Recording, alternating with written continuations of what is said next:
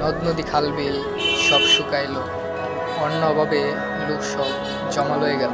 ইতিহাস শাস্ত্রী বাংলা কবিতা সুপ্রসন্ন বন্দ্যোপাধ্যায় 1768 সালের আগস্ট মাস থেকে 1769 সালের ডিসেম্বর মাস পর্যন্ত বাংলা ও বিহারের অস্বাভাবিক অনাবৃষ্টি, খরা ও শস্যহীন সেই কুখ্যাত ৭৬ মন্ত্রের পটভূমিকায় রচনা করেছিলেন।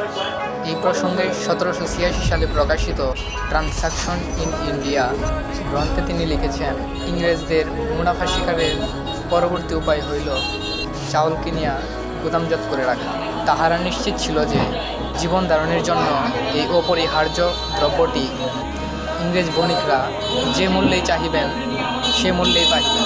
চাষিরা তাহাদের প্রাণপাত করা ফসল অপরের গুদামে মজুদ হইতে দেখিয়া তাহারা চাষাবাদ সম্বন্ধে উদাসীন হইয়া পড়ে। ইহার ফলে দেখা দিল খাদ্য অভাব, যা ৭৬ মন্ত্র নামে পরিচিত।